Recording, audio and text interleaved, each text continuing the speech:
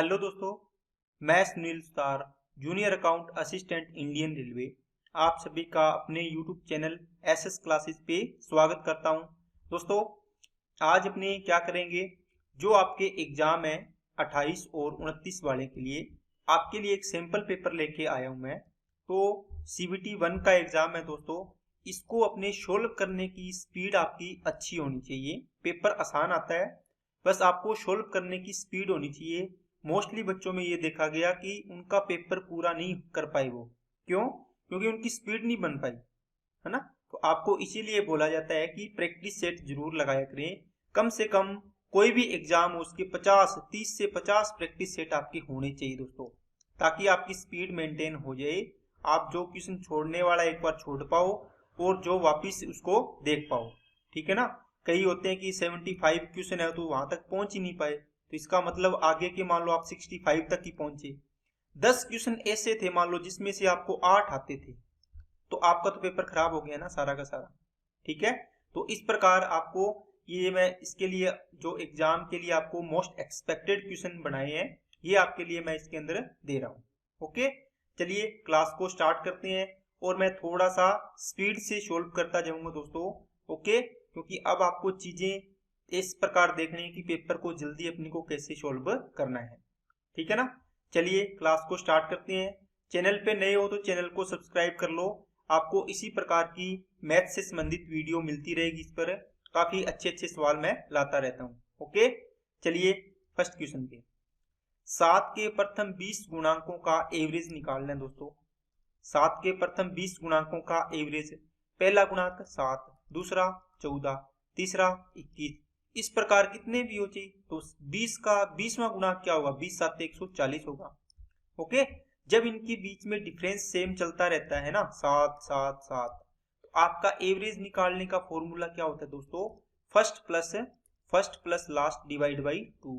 तो पहले और लास्ट को ऐड करो, कितना आएगा 147, डिवाइड बाई 2 कर दो, 2 7 14, 2 तिया 6 और 2 तिया 6, 2 5 10, तो 73.5 आपका आंसर आ जाता है। नेक्स्ट, 8 के प्रथम 15 गुणांकों का पहला कितना 8 और 15वां कितना 15 8 120। एवरेज निकालना, इन दोनों को जोड़ के 2 का भाग दे दो, 128/2 का मतलब 64 आ गया। नेक्स्ट, अगर एक संख्या का 8 गुना, मान लो कोई भी संख्या है x, इसका 8 गुना दूसरी संख्या कोई है, एक संख्या x है दूसरी y है, y के 40% मतलब 2/5 लिख दो, बराबर है। तो इनमें अनुपात दोस्तों, अनुपात निकालना है, 2 चौके 8, x और y का रेशियो कितना आ गया दोस्तों 1/20 आ गया। ये 4 नीचे आएगा ना, ऊपर तो 1 ही बचा है, तो आंसर हो जाएगा डी। नेक्स्ट, एक कार्य को पूरा करने के लिए देय कुल राशि 800 रुपये है। सी अकेले 24 दिन में, बी अकेले कितने दिन में दोस्तों 8 दिनों में। ए की सहायता से भी इस काम को कौन, ए और बी, ए प्लस बी प्लस सी मिलेंगे तीनों, कितने दिन में कर देते हैं 3 दिन में। आपको इसकी टोटल वर्क निकाल लेना है दोस्तों, कितना आएगा 24 मान लिया, 24 से कम 24, 8 तिया 24, 3 8 24। यहाँ से देखो सी की 1, बी की 3, तो 3 और 1 4 होगी, तो बाकी किसकी बचेगी, ए की। तो ए की एफिशिएंसी कितनी है 4। आपको देखो जब भी काम शुरू से लेके आखिर तक ए प्लस बी प्लस सी तीनों ने किया है, इसका मतलब पूरे टाइम तक रहे हैं, तो इसका जो 800 रुपए की धनराशि होती है वो इनकी एफिशिएंसी के अनुपात में बांटी जाती है। तो अब देखो तीनों की टोटल कितनी है एफिशिएंसी 8, इसका मतलब 8 की वैल्यू 800, एक की वैल्यू 100। आपको किसकी पूछी है, ए की, कितना पार्ट है 4, तो 4 की वैल्यू 400। नेक्स्ट, ये 11 का डिविजिबिलिटी रूल से संबंधित एक सवाल है दोस्तों। देखो इसमें क्या करोगे, अल्टरनेट को जोड़ो, 8 और 6 14, 14 और 2 16, 16 और 9 25, 25 और इनका डिफरेंस लेना है, x और 4, x प्लस 4 हो गया ना, 4 और 3 7, तो ये 7 प्लस x हो गया। इनका डिफरेंस निकालो, देखते हैं 11 से डिविजिबल है क्या। इनका डिफरेंस करोगे तो दोस्तों 25 माइनस 7 माइनस x होगा, है ना। तो ये कितना आ गया 18 माइनस x डिवाइड बाई 11। अब यहाँ पर x की वैल्यू रखो, ऑप्शन से आपने 5 रखी, 18 में से 5 गए 13/11, भाग नहीं जा रहा, ये नहीं है, 2 रखी नहीं जा रहा, 8 रखोगे नहीं जाएगा, 7 रखोगे तो कितना आएगा 11/11, पूरा पूरा भाग चला जाएगा। बाकी आप यहाँ से देख भी सकते हो डायरेक्ट, जरूरी नहीं है ऑप्शन से करो, आपको पता चल जाएगा। 7 माइनस करूंगा तो 11 का भाग चला जाएगा पूरा पूरा। नेक्स्ट, यदि 11 अंकों की संख्या है k प्लस पी, जहां k plus p sorry k not equal to p दे रखा होगा, 72 से डिविजिबल है ये संख्या, तो दोस्तों 72 को तोड़ लो आप 8 इंटू 9 में। सबसे पहले 8 से चेक करो, 8 का मतलब लास्ट के 3 डिजिट 8 से डिविजिबल होने चाहिए। आप देखो 5 k 6, इसको 8 से डिविजिबल बनाना है, इसका मतलब k की वैल्यू आप कितनी पुट कर सकते हो, 1 पुट करोगे, रख के देखनी है आपको, बार बार रख के देखोगे तभी पता चलेगा, ठीक है ना। तो आपने यहाँ पर k की वैल्यू पुट की, मान लो 1, यहाँ पे 1 रख दिया, कितना आएगा 8 6 48, 3 36 बचेगा, भाग नहीं जाएगा, फिर 2 पुट करके देखो, 8 6 48 कितना बचेगा 4, फिर भाग 46 बचेगा, नहीं जाएगा, फिर 3 रख के देखो, 8 6 48 फिर कितना बचेगा 5, फिर पूरा चला जाएगा। इसका मतलब k की वैल्यू कितनी पॉसिबल है यहाँ पे 3। अब 8 8 p 5 5 4 0 8 5, ये हो गया 3 6। अब इसमें 9 का डिविजिबिलिटी रूल लगाओ, संख्या के अंकों का योग 9 से डिवाइड होना चाहिए। दोस्तों जहां ही 9 बन जाए उसको छोड़ दिया करो, 8 और 8 16, 16 और 5 21, 21 और 5 26, 26 और 4 30, 30 और 0 30 ही बनेगा, 38 43 46, 46 और 6 52, 52 प्लस p, ये डिवाइड होना चाहिए 9 से। तो p की वैल्यू कितनी रखूं कि पूरे इसमें पूरा पूरा डिवाइड हो, आप बोलोगे सर p की वैल्यू यहाँ पे 2 पुट करोगे तो 54 बन जाएगा, ये पूरा पूरा चल जाएगा। तो p की वैल्यू 2 पॉसिबल है, तो 2 दूआ 4 और इसकी 3 तिया 9, तो 9 और 4 13 आपका आंसर आ जाएगा। नेक्स्ट, चक्रवृद्धि ब्याज पर 12,500 रुपए की राशि 1 वर्ष में 4% की दर से कितनी होगी जब ब्याज अर्धवार्षिक देय है। दोस्तों ब्याज अर्धवार्षिक है, इसका मतलब 1 साल में 2 बार है ना, 6 मंथ से 2 बार। इसका मतलब क्या हुआ कि आपकी दर क्या हो जाएगी, आधी हो जाएगी ना, 2% हो जाएगी, 2% पहले 6 मंथ, 2% अगले 6 मंथ। तो 2 और 2 से आप इफेक्टिव रेट निकाल लो, सीआई की दर कितनी, 2 प्लस 2 इंटू 2 डिवाइड बाई 100, तो ये आ जाएगी 4.04%। ये इतना परसेंटेज आपको 12,500 का निकालना है, 4.04। तो परसेंटेज हटाया 100, पॉइंट हटाया तो 00 फिर आ गई, 20 से 20, 25 चौके 100, 25 5 125, 4 एकम 4, इसको काट दो, 505 आंसर आएगा। ऑप्शन गलत दिए हुए हैं दोस्तों, ठीक है। नेक्स्ट, 2,000 रुपए की धनराशि पर 10% की दर से 2 वर्षों के वार्षिक रूप से संयोजित चक्रवृद्धि ब्याज। अब देखो 2 साल का 10% की दर से कितना होगा, 10 प्लस अभी जो फॉर्मूला लगाया 10 इंटू 10/100 करोगे, तो आपको दोस्तों याद रखना है 10% के लिए, तो कितना आएगा 21%। इसका 2,000 का 21% निकाल दो, 20 से 20, 21 दूना 42, 420 आंसर आ गया। नेक्स्ट, यदि किसी त्रिभुज का आधार 8, ऊंचाई 6 है, त्रिभुज का क्षेत्रफल क्या होता है, 1/2 इंटू आधार इंटू ऊंचाई, 2 चौके 8, 4 छक्के 24 हो गया।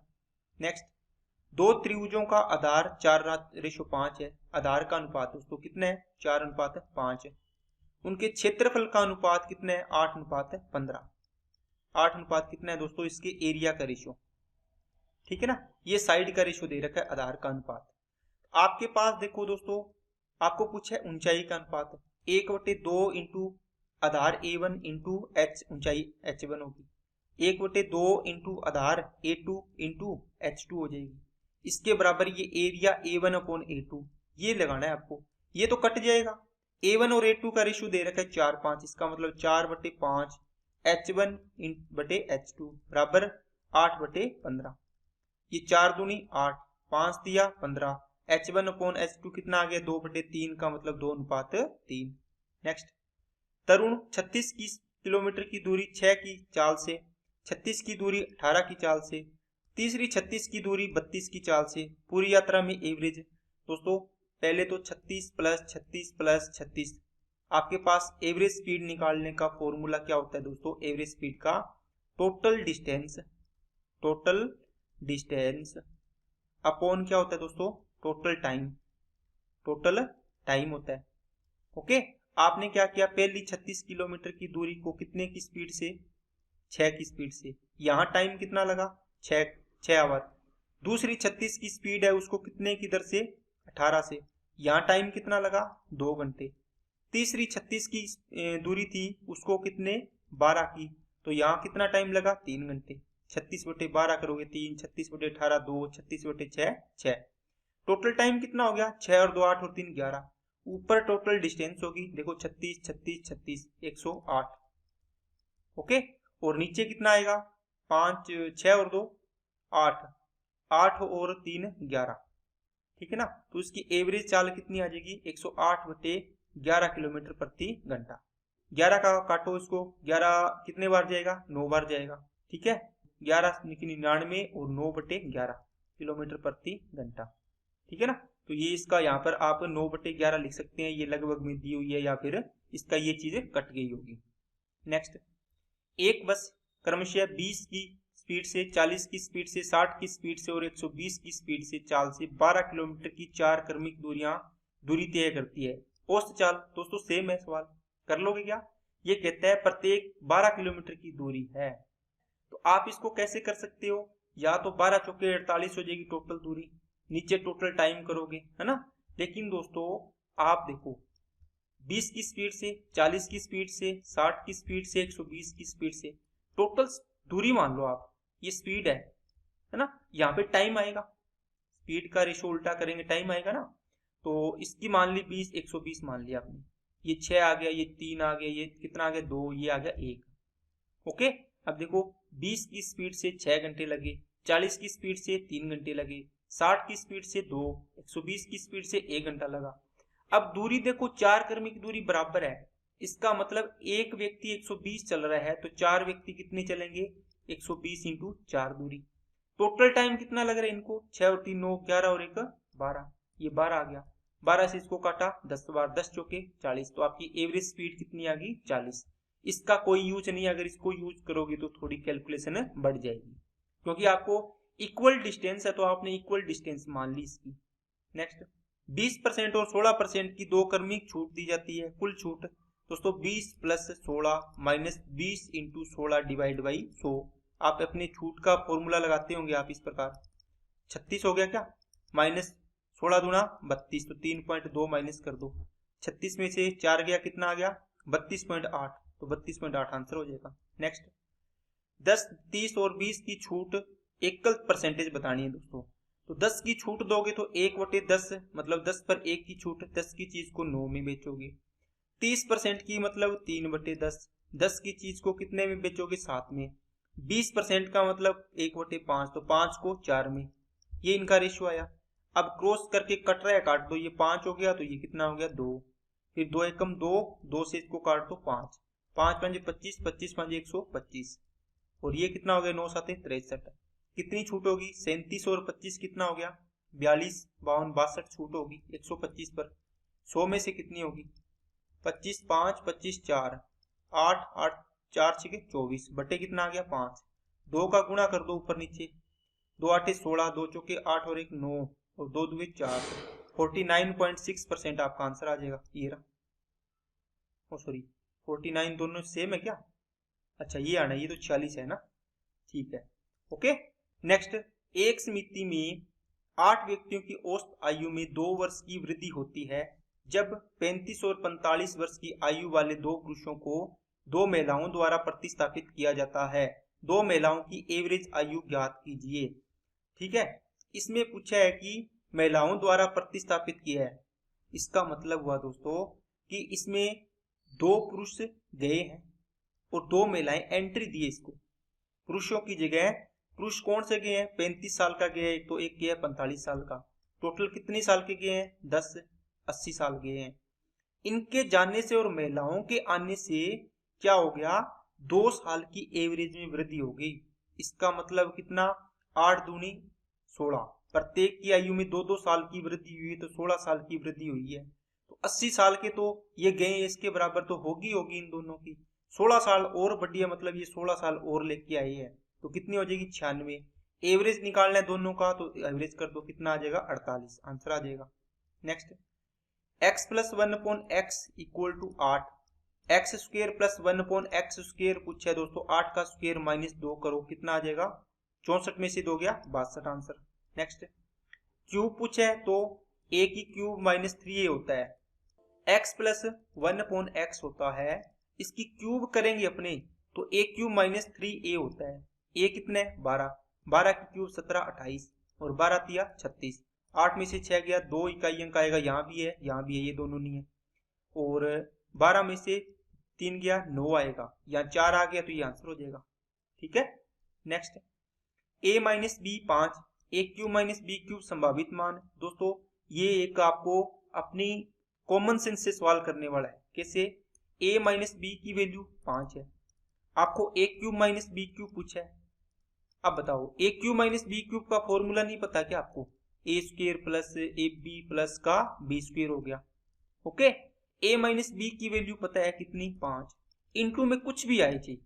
मेरे को एक बात बताओ, क्या ये 5 का मल्टीपल नहीं हो सकता क्या? अगर इसका आंसर करेंगे तो ये 5 से गुणा हो रही है, देखो है ना। यहाँ पे 5 का मल्टीपल या तो 0 आएगा, क्योंकि लास्ट में इसके मान लो इकाई अंक 2 हुआ, सम संख्या हुई कोई भी इवन नंबर तो 0 बनेगा। अगर ओड नंबर हुआ इकाई अंक तो 5 बनेगा। जैसे कोई भी संख्या है मान लो, है ना, इसका इकाई अंक 5 है, इसको सॉरी 2 है, तो 5 से गुणा करेंगे तो इसका इकाई अंक 0 बनेगा। अगर इस संख्या का इकाई अंक 3 है या ओड नंबर मान लो कोई, तो इसका इकाई अंक कितना बनेगा 5 बनेगा। यहाँ 0 तो है नहीं लेकिन 5 है, इसका मतलब 5 वाला आंसर हो जाएगा। ठीक है, बाकी ऑप्शन नहीं होंगे इसके। नेक्स्ट, 3x/8y इक्वल टू कितना है 6/5, 3 से काटा 2 बार, और x/y इक्वल टू आ गया 8 दूनी 16/5, तो आंसर हो जाएगा इसका ए। नेक्स्ट, 40 मीटर लंबी 80 सेंटीमीटर चौड़ी और 6 मीटर ऊंचाई वाली दीवार के लिए 25 सेंटीमीटर लंबाई 5 सेंटीमीटर चौड़ाई 20 सेंटीमीटर ऊंचाई वाली ईंटों की संख्या बतानी है। दोस्तों क्या है, आयतन को बराबर करना है बस, है ना। ये कोई कमरा है इतना बड़ा, इसकी ऊंचाई लंबाई ये सारी अलग अलग दे रखी है, इसमें एक छोटी ईंट है इसका भी दे रखा है इसने, इस प्रकार की कितनी ईंटें लगेगी, है ना। तो इसमें बड़े के आयतन में छोटे के आयतन का डिवाइड कर दो, संख्या आ जाएगी। 40 मीटर है तो इसको सेंटीमीटर में 100 से गुणा करके सेंटीमीटर में कर दिया, 80 सेंटीमीटर ही है। 6 को सेंटीमीटर में बदलोगे 600 हो जाएगा। नीचे सारे सेंटीमीटर में है क्या, 25 इंटू 5 इंटू 20, 25 से काटो इसको, 25 से कटेगा क्या, 0 से 0 काट दो चलो। उसके बाद 5 दूनी 10, 1 0 और कटेगी। 25 से इसको काटो, 25 से कम 25, 25 से 150, 16 8 128, 128 को 6 से गुणा करो, 6 8 48, 4, लास्ट में तो 2 0 आनी है ना, एक ये तो 2 0 किसी में नहीं है, बाकी में इसमें है, तो आंसर यही होगा। नेक्स्ट है, 100 रुपए के एक नोट की माप 15 सेंटीमीटर और 8 सेंटीमीटर है और 125 ऐसे नोटों का एक बंडल 2 सेंटीमीटर मोटा होता है। 48 36 30 सेंटीमीटर आकार के एक बॉक्स में रखे जा सकने वाले 100 रुपए के नोट का मूल्य ज्ञात करें। यदि बंडलों को बिना किसी खाली जगह के कसकर रखा गया, कोई भी स्पेस खाली नहीं है। दोस्तों आपको चीज देखनी है क्या, 125 नोट है ना, इसका मतलब प्रत्येक नोट कितने रुपए का है, 100 रुपए का। इसका मतलब एक जो आपका बंडल बनेगा ना, एक बंडल, उसकी कीमत कितनी होगी, आप बोलो सर 125 नोट है, एक नोट 100 रुपए का है, तो 12,500 रुपए एक इसकी एक बंडल की कीमत है, 12,500 रुपए। अब आपको बॉक्स के अंदर क्या रखने हैं, नोट रखने हैं बड़े बॉक्स के अंदर, इस प्रकार की गड्डियां रखनी है, पता है ना, गड्डी रखनी है, जो बंडल नोट का बंडल जिसका शेप बता दिया इसने कितना 15, ये है इसकी, एक सेकंड दोस्तों, 15 क्या इसकी लंबाई है ना, इस प्रकार ये बना लो छोटा सा एक, ये भी क्या बनेगा घनाभ टाइप, ये इसकी लंबाई 15, 8 सेंटीमीटर इसकी चौड़ाई, और मोटाई ऊंचाई कितनी है 2, कहाँ है ये 2 सेंटीमीटर मोटा है बंडल ये रहा। इसका मतलब है ये कितने बंडल इसके अंदर रखे जा सकते हैं, एक बंडल की इतनी कीमत होगी तो अपने बंडल निकाल लेते हैं। आप बोलो सर इसमें बंडल की संख्या x मान लो या n मान लो, ओके x मान लो या n मान लो, n बंडल है, एक बंडल की शेप दे रखी है, आयतन कितना 15 इंटू 8 इंटू 2, ये बराबर हो जाएगा किसके, इसके आयतन के, कितना 48 इंटू 36 इंटू 30 के। यहां से आप निकालो, 15 से काटा 2 बार, 2 से इसको काट दिया, 8 से इसको काट दिया, 36 छिक्के 200, 16 आपके पास क्या आ गए दोस्तों बंडल आ गए। आगे ना n बराबर। अब एक बंडल कितने का है 12,500 का, तो 216 से गुणा कर दो, 216 बंडल का पैसा आ जाएगा। इसको 4 से गुणा करोगे 500 और ये 00 50,000, इसको 4 से भाग कर दो, 4 5 20, 4 चौके 16, तो ये 27 लाख रुपए आ जाएगा आपका। ठीक है ना, 27 लाख रुपए आपका आंसर आ जाएगा। नेक्स्ट, किसी आयताकार पार्क की लंबाई चौड़ाई का अनुपात 7:3 है। ठीक है, पार्क का परिमाप 2100 है या 21,000 है? 21,000 है दोस्तों। ठीक है, 21,000 है तो इसका मतलब क्या करोगे दोस्तों, परिमाप है तो 7 और 3 10, 10 गुना 20 रेशियो की वैल्यू है 21,000 रुपए।